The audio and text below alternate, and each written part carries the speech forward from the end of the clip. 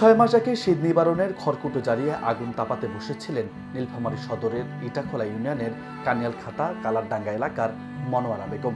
হঠাৎ কাল হয়ে দাঁড়ায় আগুন তাপানো। বেখেয়ালে আগুন লেগে যায় পরনের কাপড়ে।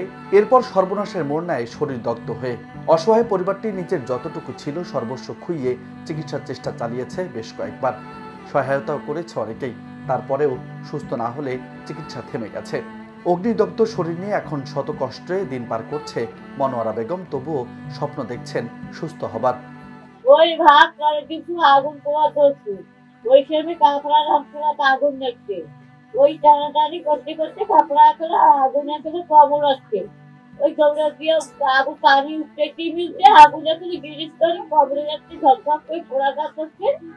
তখন মুখ ফেলে দিয়ে দৌড়িয়েছি, মুখ কাপড় চোপড় ছিঁড়ি চুপটি ফেলে আমার পানি আছে, ওই পানি কোনা ঢালি দিতে গেলে আগুনটা থামি দেখছি।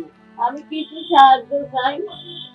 আল্লাহ আল্লাহ ওজন দেয়, ভাই ঘরে ওজন দেয়, বাচ্চা কাচ্চার ঘরে ওজন দান করে। মুখ আল্লাহ মুখ ভালো করায়, হাঁটি হুটি বেড়াও, আল্লাহর কাছে নাম করি। যদি স্থানীয়দের সহায়তায় কোনো রকম দিন পার হচ্ছে মনোয়ারার। এই অসহায় নারীটির কষ্ট দেখে সরকারি ও বিত্তবানদের এগিয়ে আসার আহ্বান স্থানীয়দের। এই পরাজয় অসুস্থ হয়ে আছে, বিছানায় পড়িয়ে আছে। যদি এলাকাবাসী, দেশের বড় বৃহত্তম বড়লোক গিলা যদি এগিয়ে আসে, তাহলে এই জিয়া ভাইয়ের বউর চিকিৎসা করা সম্ভব। আমি দেশবাসীর কাছে, গণমাধ্যম কর্মীদের মাধ্যমে আমি দেশবাসীর কাছে এতটুকু আবেদন করতেছি এবং সরকারের কাছে একটা আবেদন করতেছি যেন জিয়া চাচার বউ যেন উন্নত চিকিৎসার ফলে স্বাভাবিক জীবনে ফিরে আসতে পারে। দেশবাসীর কাছে আমি এটাই আবেদন করতে। এদিকে ঘটনা দীর্ঘদিন হলেও সমাজসেবা অধিদপ্তরের নজরে ছিল না বিষয়টি। অসহায় নারীর চিকিৎসায় কিছুটা হলেও সহায়তা করতে চান এই কর্মকর্তা।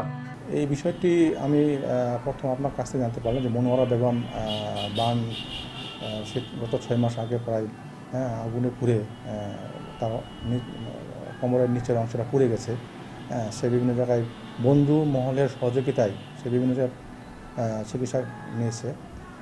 সে ইচ্ছা করলে সমাজসেবা অধিদপ্তর থেকে সরাসরি বানের জন্য কোনো সচেতন না থাকলেও আমাদের প্রতিটা জেলা সদরে এবং মেডিকেল কলেজ হাসপাতালে আমাদের হাসপাতাল সমাজসেবা কার্যক্রম রয়েছে। সেখানে যোগাযোগ করলে আমরা তাকে তাৎক্ষণিক চিকিৎসার জন্য যে ওষুধপত্রাদি লাগে বা টেস্টের জন্য যে খরচটা হয় সেটা আমরা তাকে দিতে পারি। আর যদি নীলফামারী জেলাতে এই ট্রিটমেন্ট না হয়ে থাকে, তাকে এখান থেকে রেফার করলে, ঢাকায় যদি রেফার করা হয় বান ইউনিটে, তাহলে তার এখান থেকে যাওয়ার জন্য যে যাতায়াত খরচ সেটা আমাদের হাসপাতাল সমাজসেবা কার্যক্রমের রোগী কল্যাণ সমিতির মাধ্যমে তাকে আমরা সেটা দিতে পারবো। মনোয়ারা সুস্থ হয়ে আবারও ধরবে সংসারের হাল। ভাববে পরিবার পরিজনের উন্নয়ন নিয়ে।